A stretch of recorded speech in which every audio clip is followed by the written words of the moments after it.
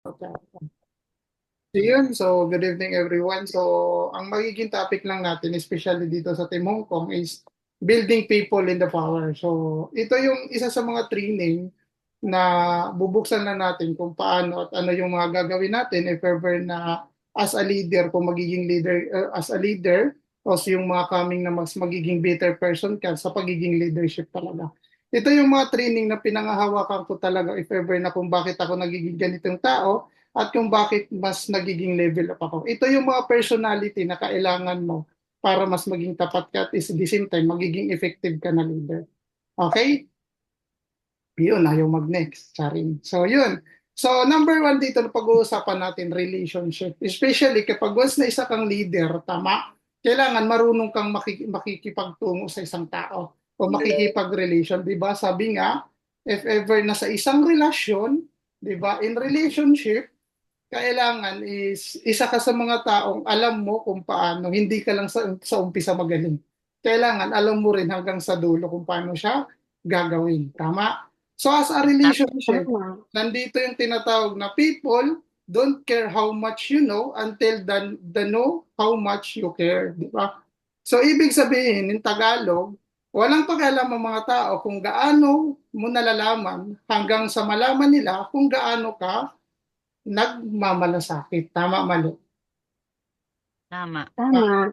ngayon, mayroon tayong limang kategorya sa relationship. Number one is kailangan mo dito talaga time. Di ba? Para mas makilala mo yung isang tao, isang leader, kailangan may oras ka. Tama, mali. Kasi pag once na wala kang oras sa kahit anong bagay, hindi mo malalaman yung mga gusto mong malaman. 'Di ba? So ibig sabihin, kailangan mo gugulan din siya ng oras kahit nga sa pag-iempleyado para mas maging better na employment ka, kailangan mo talaga is oras. Tama, isugal yung oras. Tama, mali. Tama. Tama. Number two, tinatawag Nabibilang na ako ng time. advice. 'Di ba? Kapag leader ka rin, kailangan marunong ka rin. Tama. Marunong ka mag-advise sa tao kung asan yung pinakatama at ano yung maganda mong maitutulong o maganda mong masasabi sa isang tao. Kasi as leader ka, pag may time ka pero hindi ka naman marunong na magsabi sa isang tao, mag-advise sa isang tao na ito yung gagawin, tama, magiging guidance ka kumbaga sa isang tao. Tama, mali. Kasi yan yung isa Tama. sa ugali ng pagiging leader. At the same time, marunong ka rin dapat makinig. Hindi lang ikaw lang dapat yung pakikinggan. Tama. Kasi we have a different person naman. So iba-iba yung pagkatao, iba-iba din yung pagkakaugali ng tao. 'Di ba? Kahit nga sa relasyon, kailangan nag-a-advise kasi hindi naman lahat ng relasyon is nagiging masaya. Tama, mali. Di ba? Tama. Pumapasok sa punto na Like, nagkakaroon din ng problema. Di ba? Kapag once na nagkakaroon ng problema, kapag hindi na-advisean ng tama, yung isang tao, nagiging mali para sa kanya. Pero pag once na may isang tao, isang leader na tamang tao, para dun sa problema niya, ibig sabihin, masusolusyonan yung problema dahil sa tamang tao na pinakikinggan. So ngayon, nasa leader ka, kailangan tama din yung pag-advise. Diba? So listening. So ngayon, as nag-a-advise ka naman sa tao, dapat marunong din tayong makinig.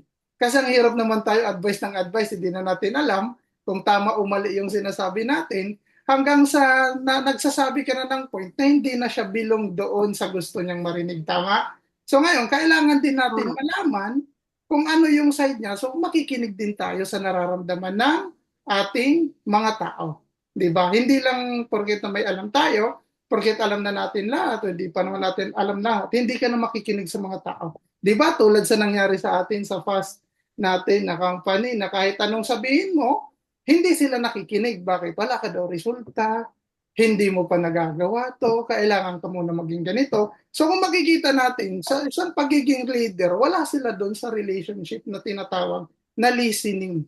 Tama? Hmm. Hindi sila marunong makinig. So, ang pinaka dapat, nasa leader ka, marunong ka dapat makinig at the same time, marunong ka din mag-advise na tama. Imbis na advisean mo yung tao kasi umiiwas ka, kasi hindi mo rin alam, ayun, napupunta sa mali na pag-advise. Tama? So, ngayon, ang ating Tama. pangapat, treat your downline as a family. Tama? O treat your group as a family. Kasi wala rin naman dito ibang magtutulungan, kundi tayo-tayo lang din naman. So ngayon, if ever na ko yung community mo, hindi mo i-treat as a family, ang mangyayari, pangit. Tama, mali. Tama. Ngayon, kailangan kapag once na gusto mo maging isang leader o magiging better person na leadership, kailangan mo ng time, advice, listening, tapos family. So, ibig sabihin, kailangan mo ng oras sa tao, kailangan mo din sabihan yung tao kung di ba, kasi sa leader ka, kailangan ikaw mismo nakikita mo yung galaw ng isang tao kung tama na umali. So, doon ka napapasok to advice. Tama, ikaw yung papatik. Di ba? Yun naman ang gawain na sa leader. Kapag nakita mo yung isang tao na mali na yung daan na tinitihik niya. So, nandito tayo as a mga leader para ituwid natin yung mga mali niya. At the same time, hindi naman lahat ng mga tao natin o yung mga members natin o yung community natin is palagi naman yan malakas. Siyempre, palagi may problema. So, we have to do is to listen them. Tama? Pakiramdaman din natin sila. Pakinggan din naman natin sila. Tama? So Tama. ngayon, para mas maging better version yung ating community, kailangan treat all of us as a family. Tama? Kasi kung ang tinginan natin dito, family, talaga naman mas magiging maganda. Kasi alam mo, yung isang halimbawa talaga dito sa atin para masabi natin na maganda or success yung pagiging relation nyo, pag once na nakita mo yung family mo masaya.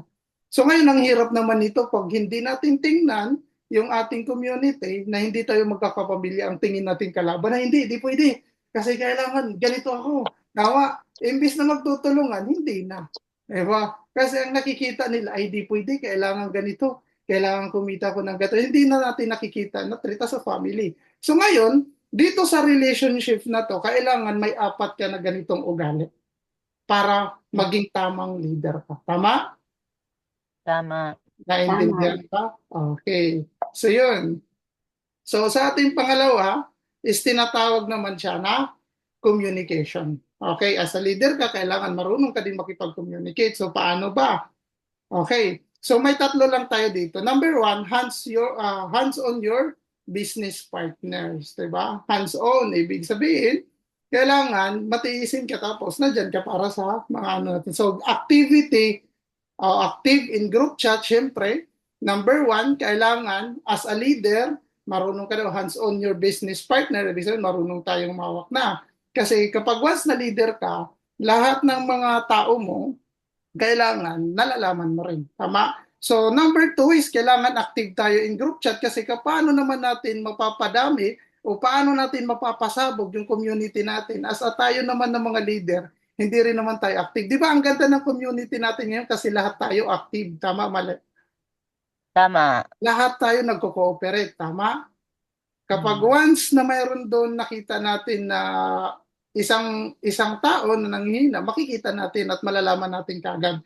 Kasi mayroon tayong tinatawag na active in group chat, tapos pangatlo is active in your Zoom training katulad nito. Alam naman natin na tayong mga bago dito as beginner na gusto natin maging leader, kailangan talaga natin ng mga training kasi pag once na nasa training tayo, marami tayong knowledge na nakukuha. Tama, mali?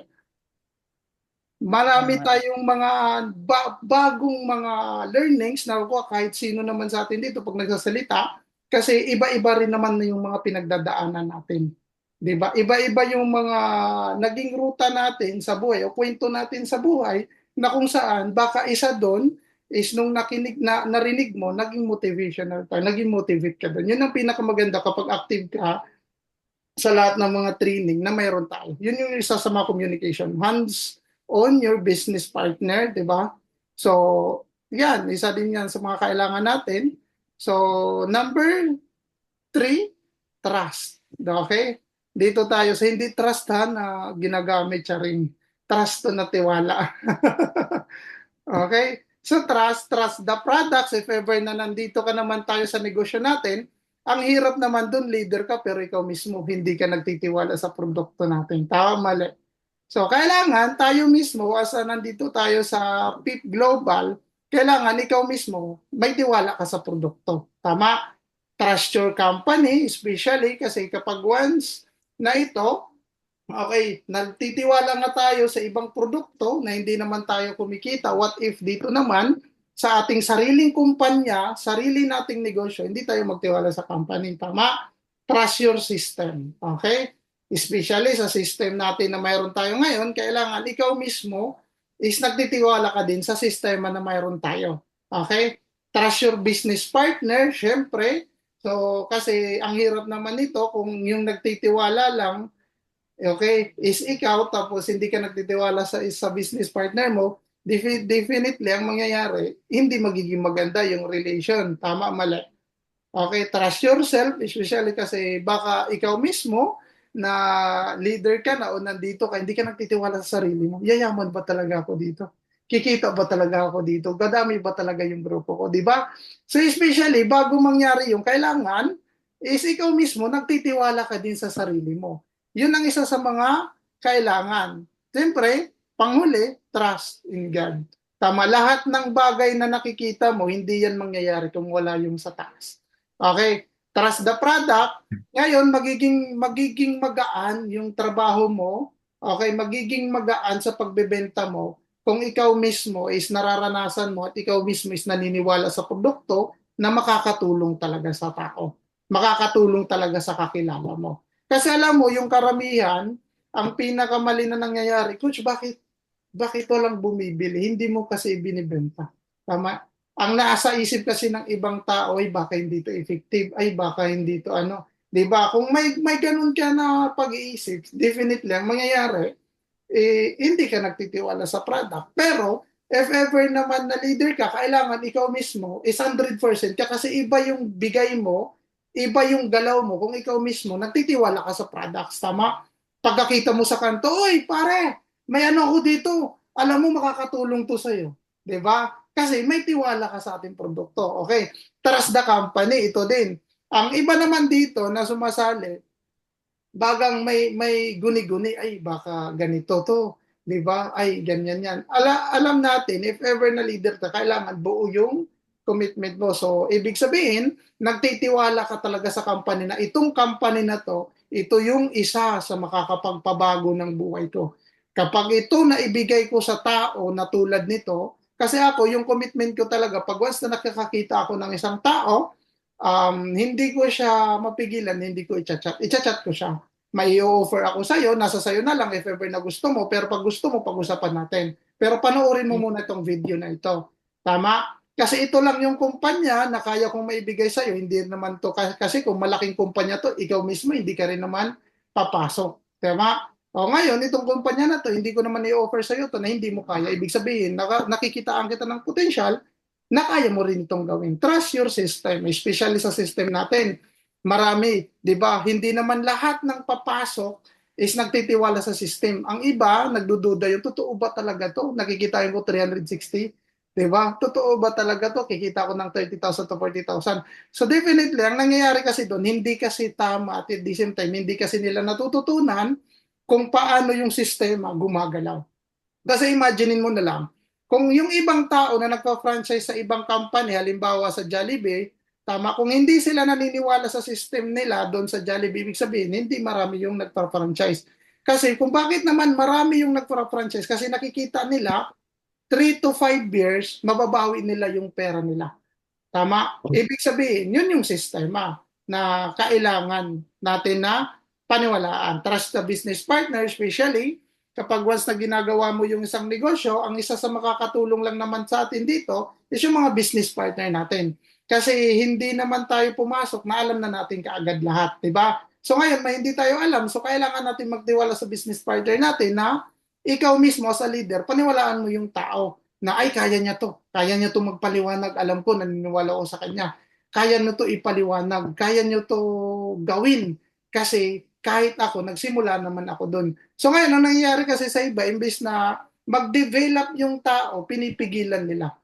Tama? Kasi hindi sila nagtitiwala na kaya nung isang leader niya. Tama? Kasi ako, actually ako, ang ginagawa ko, katulad nung sinabi ko sa inyo, may business partner ako ngayon na babae from Ilocos na ako mismo, nagtitiwala ako sa kanya na kaya niyang gawin.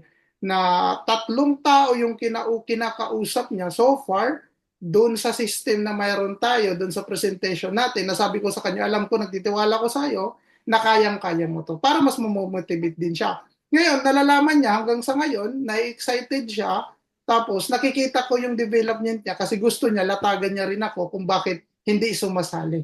Di ba? So makikita mo yung development kung ano yung kulang dahil nagtitiwala ka sa kanya, ibig sabihin, lahat ng gagawin niya is magiging learning niya yun. Okay? Huwag tayong masyadong protected doon. Ay, baka hindi mo kaya, ako na lang yung papaliwanag. Bakit hindi siya madidevelop? So, kailangan tayo mismo, nagtitiwala tayo sa mga downline natin o sa mga nasa baba natin. Okay? Trust yourself, especially sabi ko kanina, napakahirap naman ito kung lahat ng yan sa taas tama, pero yung ikaw mismo sa sarili mo, mali ka.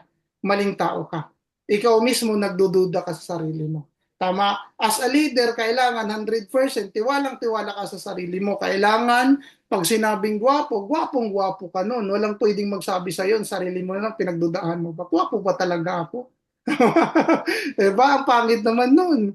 Na ikaw na lang yung ikaw na lang dapat yung magtiwala sa sarili mo, ipinagkakait mo pa. Tama?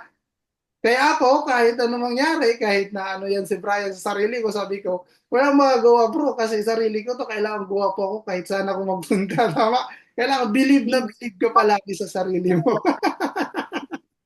Kaya naiirita na yan pag nakakita kami ng salamin, lalo po pag nasa Robinson kami, sumisigaw ako noon, uy, artista! Minsan na nga lang ako makakita ng artista sa Robinson pa, dito pa sa salamin.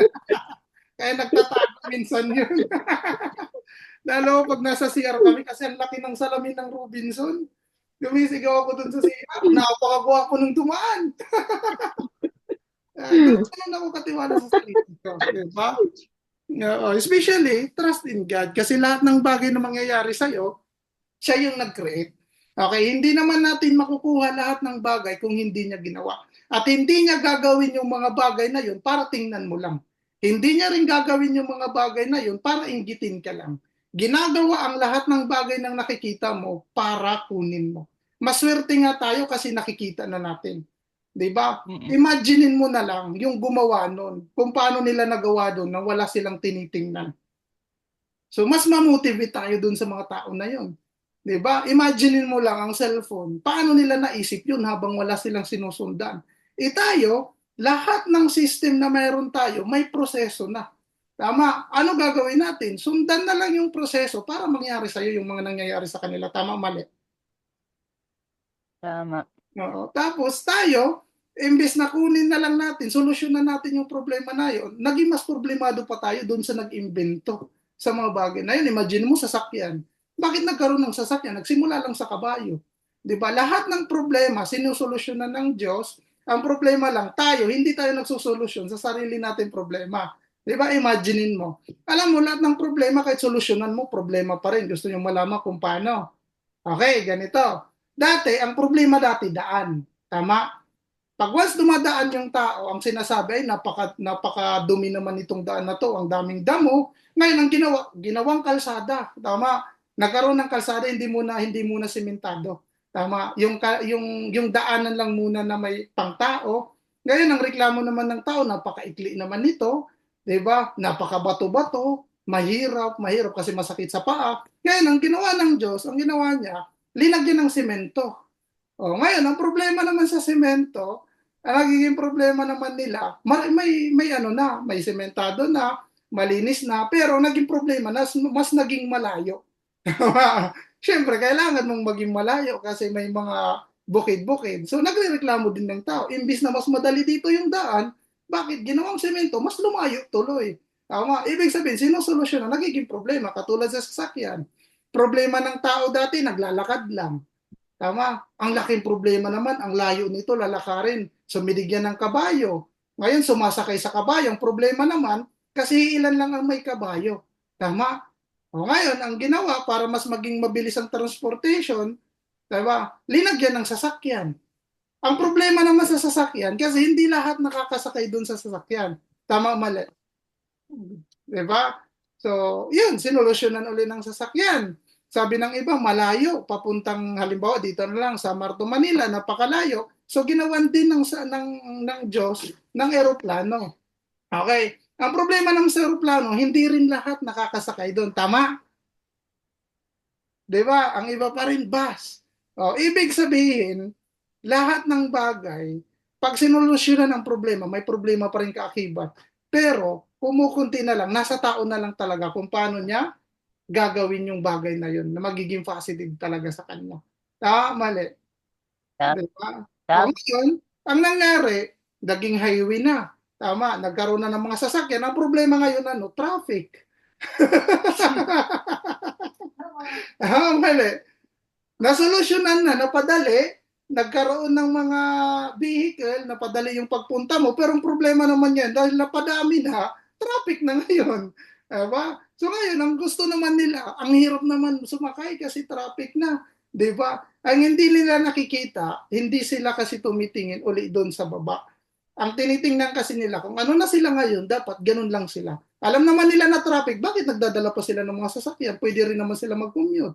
Mali. Para maliser dan yung mga sasakyan doon. Pero hindi na eh. Diba? So hindi na sila nagtitiwala sa proseso pa rin kung bakit. Kailangan naman din natin mag-commute paminsan-minsan para mabawasan din naman. Kasi ang solusyon sa traffic, bawasan din yung mga sasakyan sa daan. Tama, mali. So, yun yung magiging sistema natin. Kailangan marunong ka magtiwala pa rin. Kung saan ka nagsimula, ganun pa rin yung sistema. Wag mo lang babaguhin kasi kung may magbabago diyan sa paniniwala mo, walang mangyayari. Kailangan lahat ng nakikita mo, kailangan yun ang gagawin mo. Kailangan ikaw mismo may salita kang trust, pagtitiwala.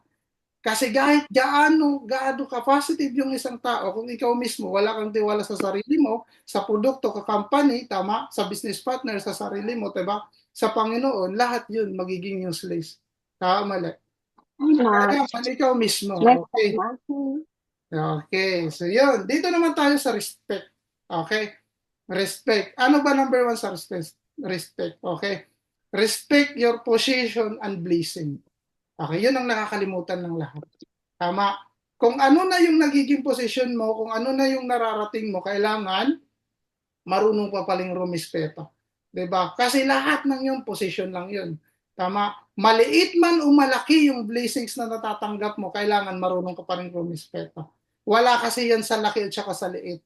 Kapag marunong kang rumispeto ng tao, o marunong kang magrespeto kahit na anong bagay, di ba?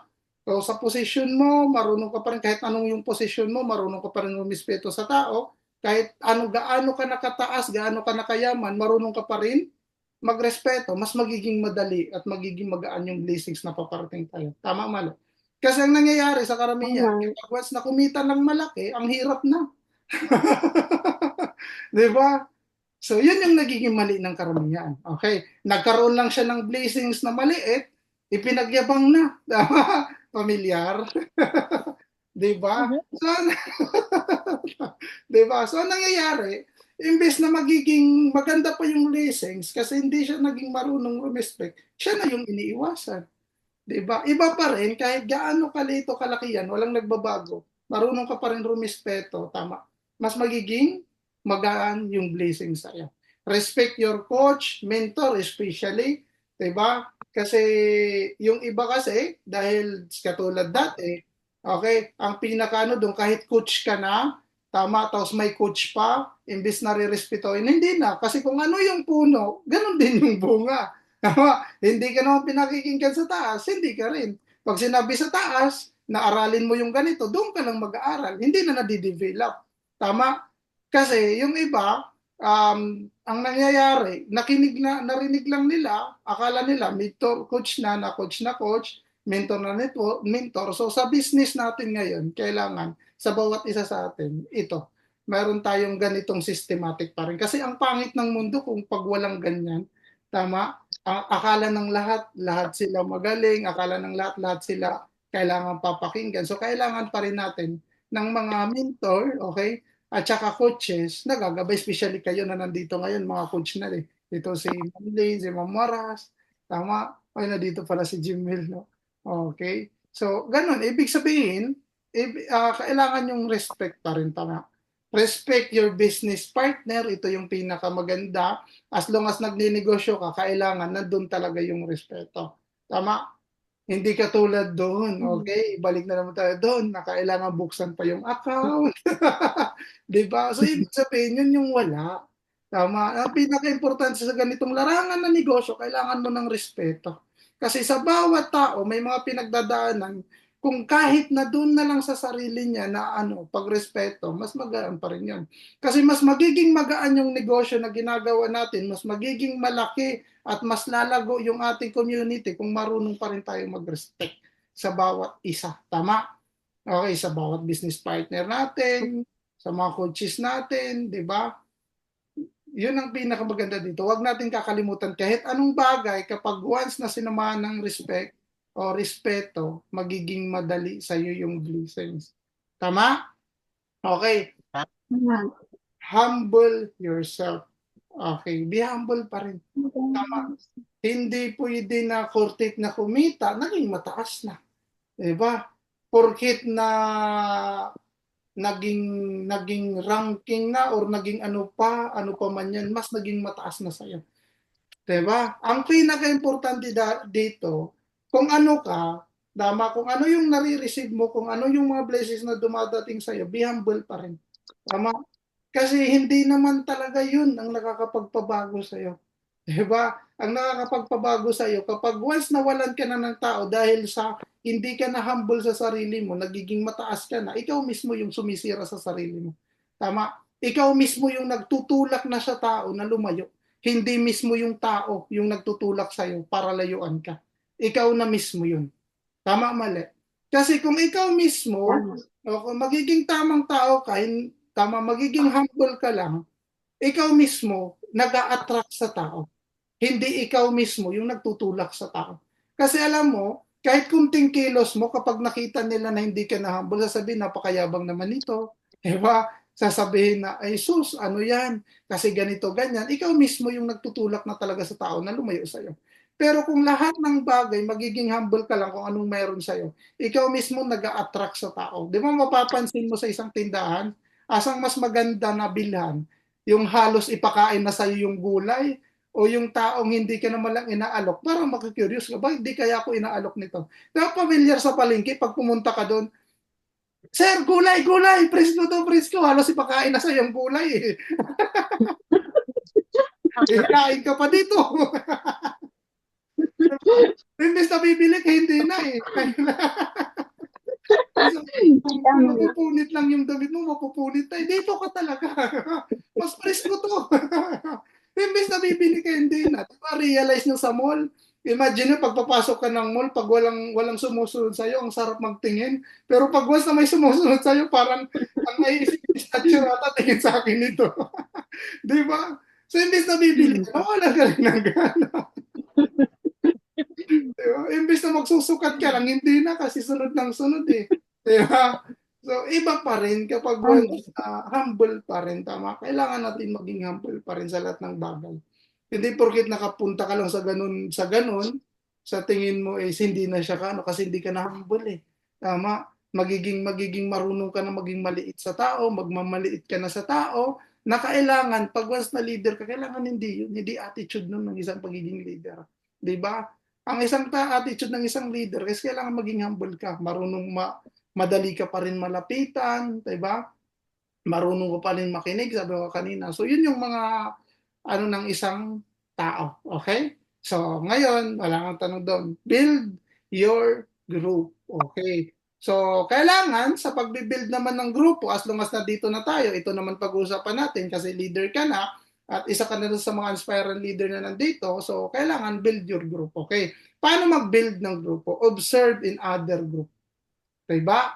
So, kailangan, kasi dito hindi naman tayo baguhan, so nakita na natin kung paano mag-handle yung iba't ibang tao. So, especially, pinaka-advantage dito kasi nagkaroon na tayo ng mga idea sa bawat tao ng mga naging leader na humandle at the same time nag-training din sa atin at nakikita na natin kung anong grupo yung community na nagagawa nila. Tama? Advantage na yon. Hindi katulad sa akin na kailangan ko pa mag-observe in other group kung ano yung ginagawa nila at yun din ang gagawin ko sa grupo ko. Ang pinakamaganda dito kasi nagiging perfect community na tayo. Bakit? Bakit ko sinabi? Kasi nandyan na yung malulupit na mga may-ari sa atin. Sila mismo alam nila mag-handle, sila mismo alam nila kung paano paparamihin, na kung saan sila mismo pakapakinggan natin. 'Di ba? Yun yung magiging advantage natin. Hindi katulad kapag once na yung mga may-ari, hindi multi-level marketing, hindi nila kayang maituro nito. Ang kaya lang nila kung paano sila kumita. Yung pag yun ang isang advantage kapag yung mga may-ari multi-level marketing kasi yung pagiging observant nila sa kanila mismo mangyayari, manggagaling. Tapos pag nakita nila na may mali sa isang grupo natin, sila mismo mag-advise sa atin. Tama. Yun ang pinakamaganda dito. Okay?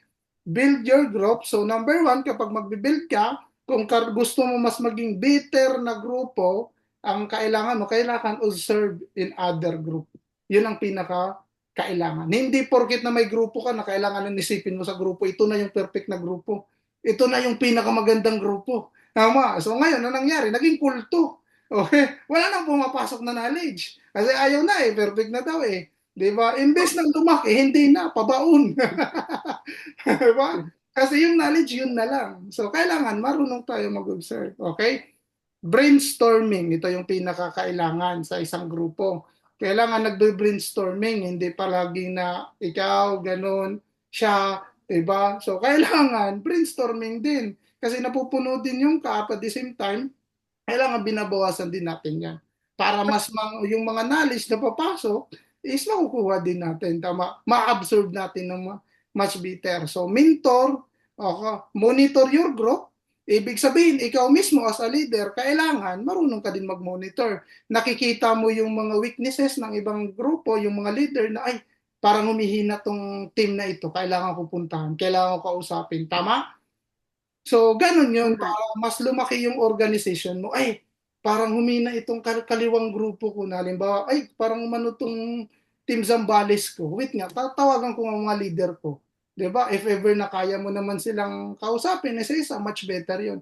Ano yung problema? Bakit ganito? Ano yung kailangan natin gawin para mas maging better at para mas palaguin natin? 'Di ba? Ito naman sa company natin, parang hindi nakaano eh. Bakit? Pag once nakita nila VP, nila President, parang umihinapiin natin. Kailangan natin ngayon mag-ano ng incentive, tama? So doon pa lang sa incentive na mayroon sila, ang pinakamaganda doon, naaakit na tayo. Kami dati, kasi kapag once yung grupo namin, halimbawa ako kasi nakapag-build na ako ng malaking grupo eh. So ang ginagawa ko, kapag umihina yung team Northern Samar ko, tinatawagan ko yung mga leader. Pwede ba tayo magkita-kita? Sige, same location pa rin tayo. Doon kami, minomonitor ko sila. Ano yung mga nangyari? Bakit yung PE natin dati, umabot tayo ng 20, bakit ngayon ganito na lang? Ano ba kulang? Kailangan ba natin mag-incentive? Kailangan ba natin ng reward para sa mga leader natin para humataw, di ba? So doon pa lang, mas magiging malaki na yung grupo mo.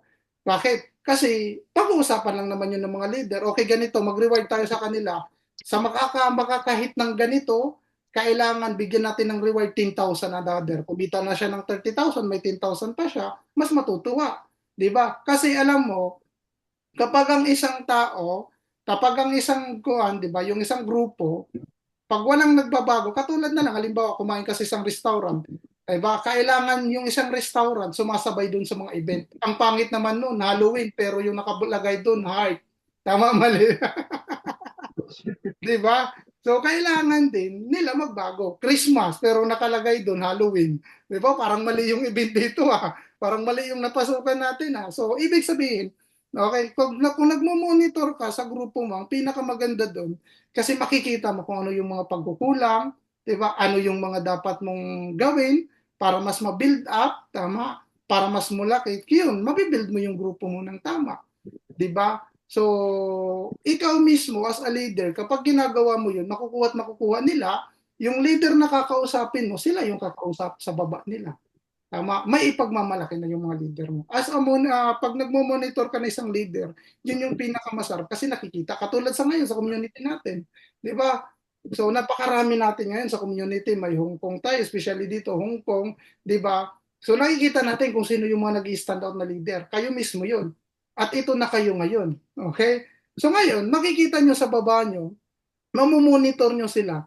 Ay ito si ano may kakausapin mamaya, titingnan ko. 'Di ba? Halimbawa na lang sa pagpre-present, nagmo-monitor. Magmo-monitor ka sa kanya, ay nagli-level up na siya. Magandang balita to, 'di ba? Kung marunong kang mag-monitor, yun ang makikita mo. Nabibuild at nabibuild yung grupo mo. Di ba? Kasi ikaw mismo sa leader, nakikita mo yung mga tama. Di ba? Pag nakikita mo naman, kung hindi ka marunong mag-monitor, wala ka nang pakialam dun. Di ba? Nangyayari.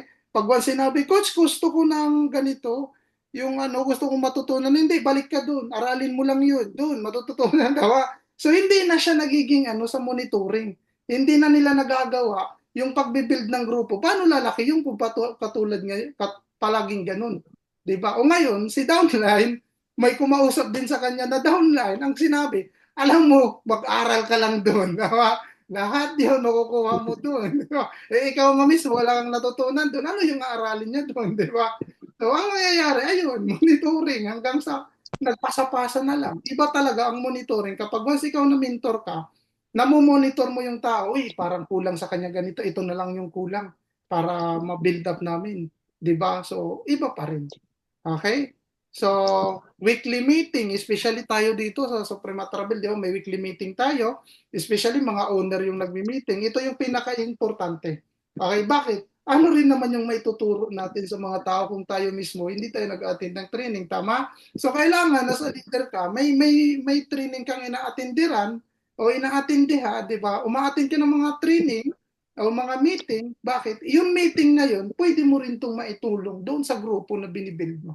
Tama mali. 'Di ba? Iba pa rin kapag once nakita mo sa tao, yung nagtuturo na tao na yun is ginagawa niya at nagawa niya, so ngayon, para sa'yo, mas magiging madali yun. Bakit? Hindi lang naman yung kwento ng isang tao, eh. Ibig sabihin, ginawa ng isang tao yun. Tama? Yun yung naging resulta niya. Kapag once na itrinining mo sa kanila, makikita din nila. Diba? Kasi nalaman mo kasi palagi ka uma-attend. Diba naka-excite yun kasi hindi naman lahat, diba? Hindi naman lahat nakaka-attend, especially. Pero pag once na nagbe-build ka, pag once uma-attend ka ng mga training, yung mga weekly meeting o training na ma-attenderan mo, may ikikwento mo rin sa kanila. Tama, mali? Okay. One-on-one teaching, especially ito yung pinaka-importante, na which ginagawa na natin to ngayon. 'Di ba? Itinuturo, especially yun kapag na-develop yun, ang pinakamaganda doon, marami at marami tayo. Imagine mo na lang, nagsimula tayo sa 10, tapos yung 10 na yun, nagwa one-on-one teaching na din doon sa presentation pa lang. Tama. Tapos pag once na umabot ng isang buwan, yung 10 na yun, may isa-isa ng kinakausap, ilan na yun? Tama. Diba? Another month na naman, yung 10 kinausap nilang nag one-on-one kasi yun yung magiging flow. Okay, one-on-one teaching, pinaka-importante talaga yun. Iba pa rin kasi pag one-on-one, kinakausap mo yung isang tao kaysa sa maramihan talaga. Kasi mas nakikita mo yung tao, mas nabibuild up mo yung tao, di ba? Kasi napapakinggan mo siya, yun ang pinaka-importante din. One-on-one teaching, okay? So, yun. Sabi pa nga dito sa Kataga. Okay, Kataga na eh. Okay, Kataga. Okay. If you build an army of 100 lions and their leader is a dog, okay, in any fight, the lions will be die like a dog. Tama? Okay, but if you build an army of 100 dogs and their leader is a lion, all dogs will be fight like a lion. So, ibig sabihin, tama, na kahit gaano pa, okay, kahit gaano pa yung leon sa grupo natin, kung ang leader naman natin is aso, magiging ano ka? Aso, tama. Ibig sabihin, kahit gaano katapang yung isang leon, kapag was yung leader aso, magiging aso ka. Pero, kahit gaano kadami yung isang aso, kapag ang isang leader leon, magiging ano ka? Leon. So, Leon. ibig sabihin, ngayon, sa industry na ginagalawan natin, yung mismo may-ari is mga leon. Tama? Ano yung ini-expect mo? Kung magiging ano ka? Tama? Kung ngayon, lahat ng mayroon at pinapangarap natin, nandun na sa mga may-ari. Di ba? Gusto natin yung ganong buhay, nasa kanila na. So, ibig sabihin, yung leon na hinahanap natin, nandito na. Diba? Ang kailangan na lang natin, sundin kung ano yung mga ginagawa, kung ano yung mga tinuturo nila. Tama, mali. Kung dati, leon na tayo, pero yung leader natin, aso, hindi, alam mo na kung bakit tayo naging ganon. Tama mo. Tama. Tawa na naman si Brian. Eh. Yun, ganon yung training natin, no? I hope may natutunan ka. Mali. Ganun lang. Okay. Hindi ko na nga to inaral eh. Matagal na tong training na to. Hindi ko na nga siya inaral. Ngayon ko lang sabi ni Brian, mag-training ako. O sige, edit-train ko na lang to. Diba? So I hope may natutunan. Ano masabi mo, Brian? Diba? I hope may natutunan kayo dun. Ano, question, Charing. Power yun, napakahusay na train. So, hindi nga inaral eh. Nakaka-enjoy. Nakaka-enjoy, iba talaga. Iba talaga. And then thank you so much no sa pag-attend, Miss Hilda. Ayan, so isa nating business partner na andito from Hong Kong, our newest no.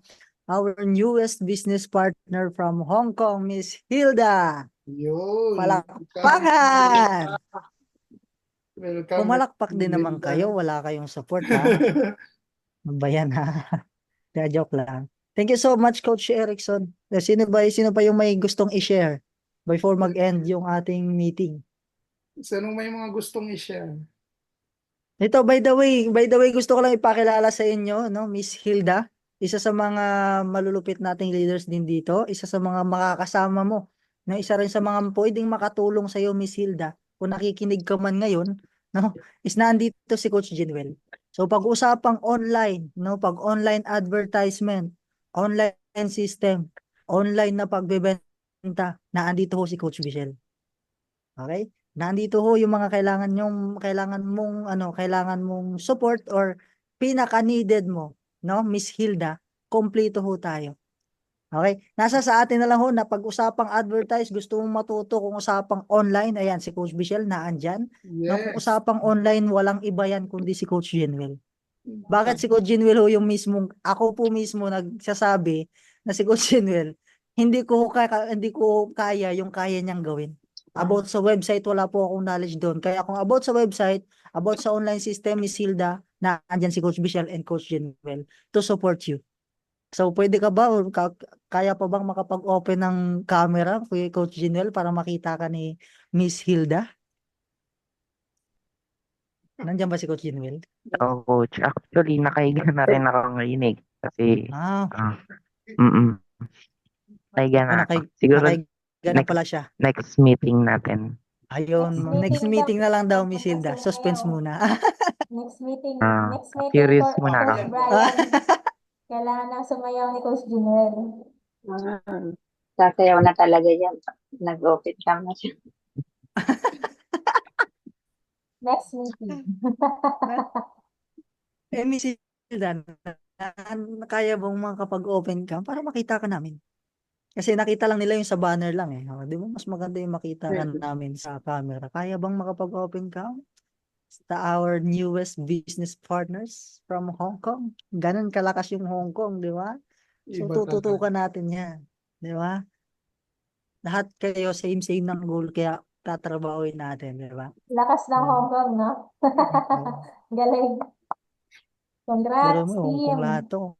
Hong Kong. Just imagine, imagine niyo lang po natin, mga susunod na meeting, no? Hindi lang tayo, ilan tayo dito? Hindi lang 7. Claim natin 20 na next, di ba?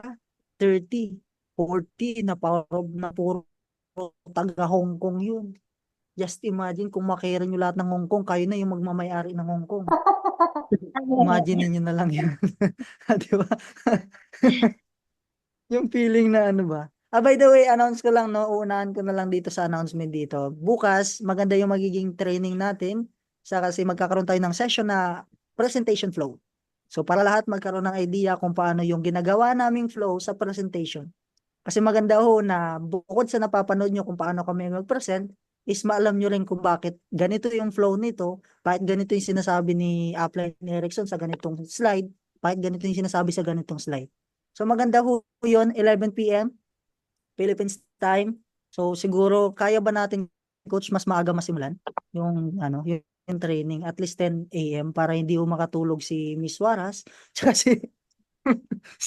si Miss Lee. Grabe na talaga. 10 p.m. Kaya ba natin at least 10 a.m. tayo makapag-start? Kasi yung mga yung taga Baguio tsaka taga Nueva Ecija, pag 11 ho late na sa kanila eh. 10 umaga? Hindi, 10 PM pala, PM. AM na rin. Sorry, tulog pa ako. Oh, next time na daw magpakita si sige, Coach Jenuel, Ito, magpapakurious 10 na, muna siya. 10. Yun ang good thing 10 talaga. Ganong kalupit, di ba? Pag curious pa naman, Coach Jenuel, mag-ingat ka. Pag curious yung tao, may i-stock yung Facebook mo. Ah, ito pala si Coach Jenuel. wala na yan. 10 AM. Sige, pwede naman 10 AM. Ah, di ba? So, yun. Bukas, Coach. I-upload ko lang yung banner kung sino yung, yung guest trainer na yun. Ah, parang kilala ni Coach Erickson yun. No? Parang kilala. Kilala nyo yun, for sure. Kilala nyo. In-edit ko na yung banner ngayon. Ay, teka, Coach Brian. Po. Meron nag-usap ba kayo ni John Lu?